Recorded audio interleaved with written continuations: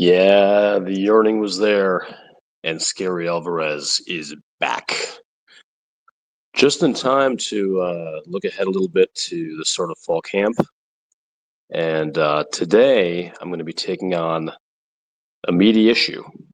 I'm going to be ranking Wisconsin's slate in 2025 in football from the easiest to the hardest, 12-1. Before I do so, before we embark on this journey together, and I always appreciate your patronage, throw old Scary Alvarez a like and a subscription. So, ranking the hardest Wisconsin Badger basketball football games, 2025, for the 900,000th time. This is a incredibly difficult, daunting, frightening, terrifying slate of games, depending on who you subscribe to. As far as the opinion goes, it's the 10th hardest in the country, might be the second hardest in the country, the fourth or fifth, but looking at it right now, is the most difficult schedule in the Big Ten Conference, which now has 18 teams by a wide margin. Well, let's get started. At number 12, not shockingly, Middle Tennessee. I wasn't entirely sure when I first saw it if they're an FCS or FBS. They're most definitely an FBS, Conference USA squad, coached by Derek Mason, former NFL receiver of some note. Not a great season last year. Finished last place. But, every new season has a new chance, and the fan base seems to be pretty confident that Mason is building something there. I think the Blue Raiders will be better, but I would say this is the only pure gimme on the Wisconsin schedule where if they do not blow the team out, I'd be surprised. That's week 2. Number 11, Miami of Ohio. Yes, this is a game Wisconsin should win. They play the Camp Randall. This is the opener on Thursday night. Maybe you're going to be at the Oasis concert in Chicago while this is happening, and you feel a little bit torn and try and get the game on somehow at that concert, but don't try that. Miami played in the MAC championship last year, so this is not a tomato can out of the MAC. It's a good team. Bill Connolly at ESPN got Crunch's numbers, picks them 4th in the conference this fall. They were 9-5 last year. So it's going to be a solid team. This is not going to be a speed bump kind of game. But I rank it 11th. It's a game Wisconsin, if they are who we think they will be this fall, should win. Number 10, this is the first Big Ten entry, Maryland.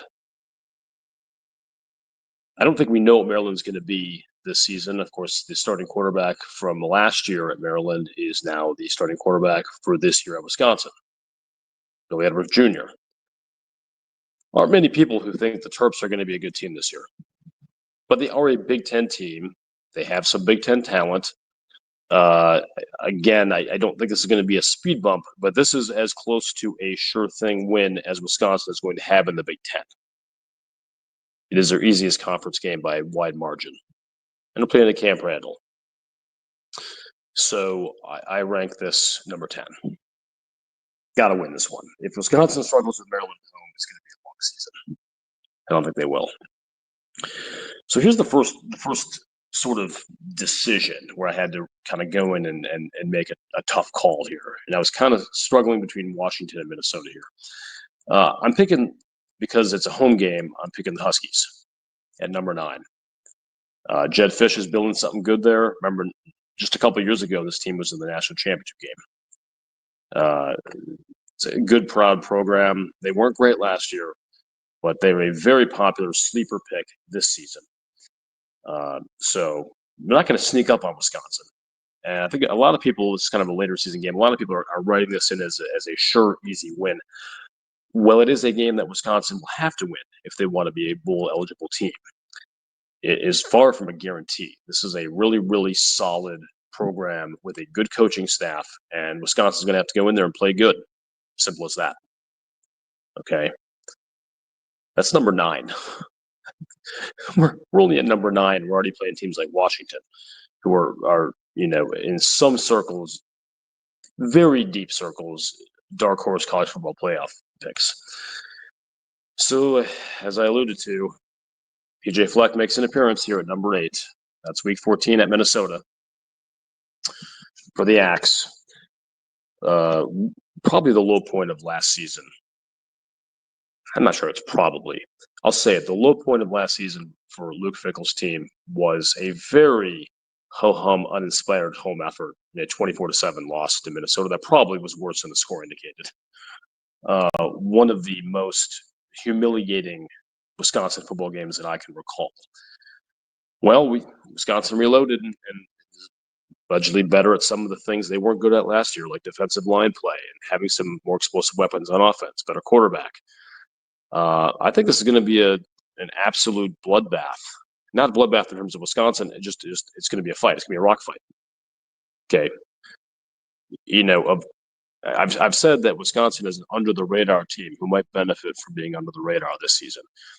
Here is one team that I can guarantee you will not be looking past Wisconsin. Obviously, it's late in the season, so temporally it doesn't make sense to look past them. But Wisconsin is going to get Minnesota's best effort in this game. All 47,000 fans that can fit in that horrific little bandbox up there in Minneapolis will be cheering their little lungs out as they pine away for hockey season. And the reality is, if Wisconsin loses this game, it's 4 out of 5 to Minnesota. That is unacceptable. Is to tame a word to describe how awful that would be. So I do rank this game number 8. And again, that's not a slight to Minnesota and Fleck, college football's most okayest coach. It's more a reflection of just how hard the games are after this. Number 7. This comes about halfway through the season, in the middle of that horrific October stretch that we have dreaded for months, is going to be Iowa at Camp Randall. Iowa, there was a close game a couple years back. It was one of the ugliest games in history after Mordecai got hurt, and it was brutal, like a 15-14 or 15-9 or something loss. I can't remember what it was to Iowa. But last season's game was not close. Wisconsin was thoroughly outclassed, thoroughly dominated, thoroughly out-efforted at Iowa City. And, for a couple of programs that usually, even if one is better than the other one, have tough slugfest kind of games, that was an embarrassing effort from Wisconsin. And I think Wisconsin is going to be ready for Iowa this year. I think Iowa is going to be down overall in talent a little bit, but they're good. They're always ready. You're going to get a hit to the mouth when you play them. And they have a new quarterback in town, Mike Gronkowski, no relation, that was playing in the FCS last year. Jury's still out on how he's going to be, but he's probably going to be an upgrade from what they've had slinging the rock over the last few years. So this is, again, if I had to pick games that Wisconsin needs to win to hit the heights that they want to accomplish in 2025, this one is absolutely on the list. Heading down to number 6, I got IU at Bloomington. If you would have looked at this game 2 or 3 years ago and seen it number 6, especially in relation to the rest of the schedule, you would have been like, "Scary, the hell are you doing here?" But IU is a respectable program in every sense except for their non-conference schedules. I think they would schedule high school teams, and I'm not talking about the good ones from Florida or Texas. They'd probably schedule like Belleville if they could, but they can't. That doesn't mean they don't have a quality team. And Signetti, they're spending some money, the boosters, and much was Johnny Mellencamp or what's going on there. But IU is certainly on the come up, and not just because they were in the playoff last season, despite their horrible easy schedule. It's a solid program. I mean, I'll give them their props. So playing this game in Bloomington will not be a cakewalk by any stretch, but it'll be nice to step on Signetti's throat and win this one. This is a doable win where Wisconsin will be an underdog. Number 5, Bert's return to Madison, Illinois. Hide your beer, hide your chicken wings, hide your bratwurst. Bert's back in town, baby. And if you believe the preseason prognosticators, this should be a ranked Illinois team. Their schedule is preposterously easy, but it doesn't mean they're not a good team. I think this is a really solid squad. They got the quarterback back. The line play is going to be good. The defense probably will rebound from it wasn't at its absolute best last season, but I do think this is going to be another stiff test for Wisconsin and another one of those. I kind of have 3 games scheduled as sort of these guys are in your league and you need to win games like this to step above them. I have Illinois on that list. I have Iowa on that list. I have a road game at Minnesota. This is another one of that troika that Wisconsin needs to show up for.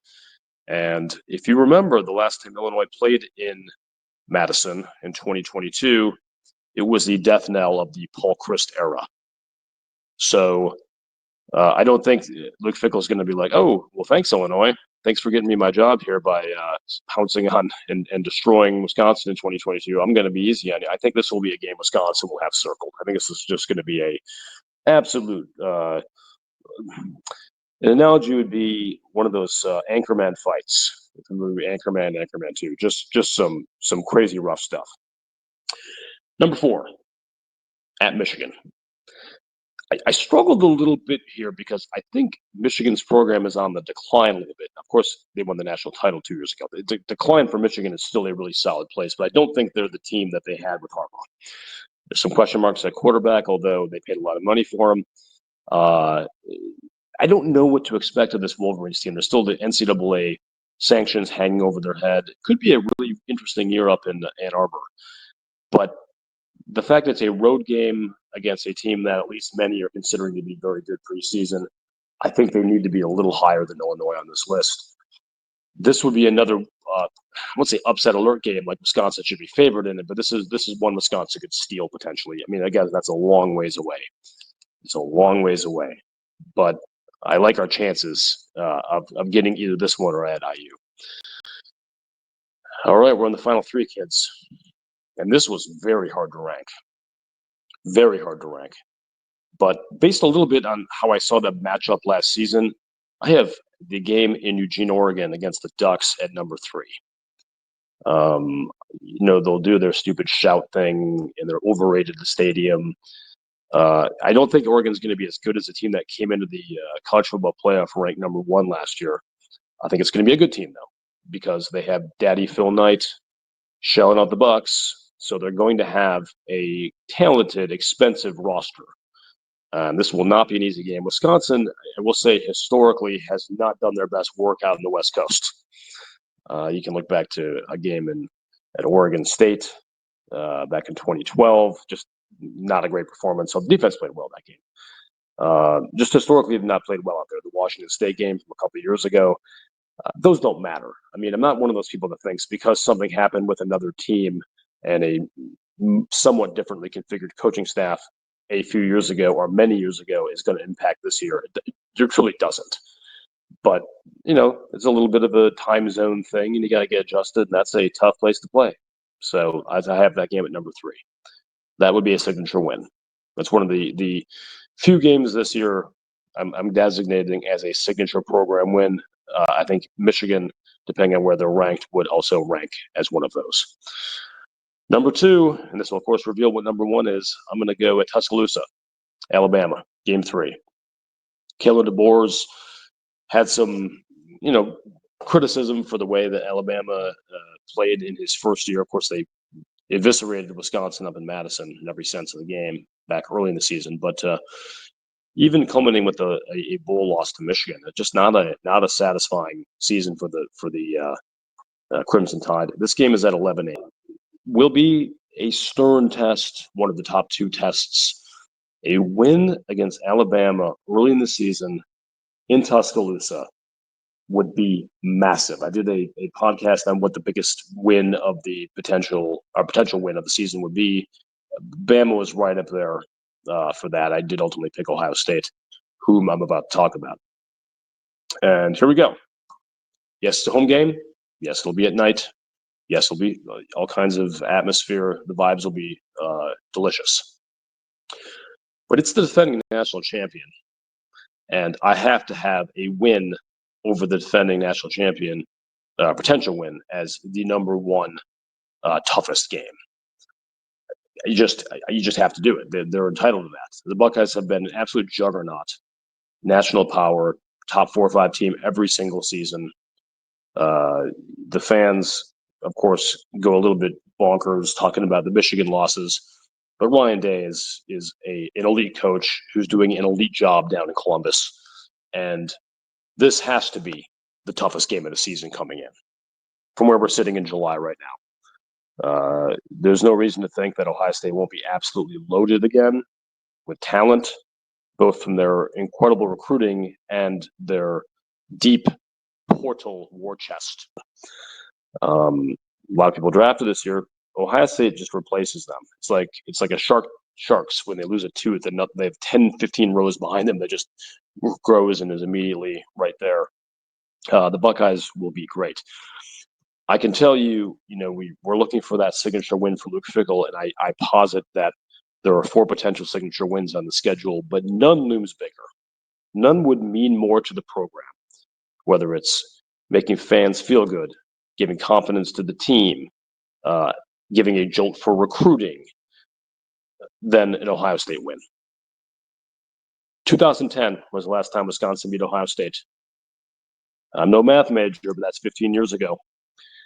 And we haven't played them every year, but we played them enough where this is embarrassing. This losing streak is preposterous, even if it is against the backdrop of Ohio State being an elite program in almost all of those years. It doesn't matter. This win would be gold for Luke Fickell in this program. You cannot create something that gives the program more momentum than a win over Ohio State in Madison this year. And that is going to be an incredibly difficult game for Wisconsin, obviously. And we'll get into the chances of them winning that in another episode. But yes, at the very top, at the very head of the class, for ranking the most difficult games, I'm going to put Ohio State and Madison in October there. Would love to hear your comments on where I rank these things. I'm sure there's some disagreements periodically. Doesn't mean I'm not right, of course. You know how scary is, but I'd love to hear your thoughts. And again, thanks for being a Scary Alvarazian. Appreciate y'all. Scary's out.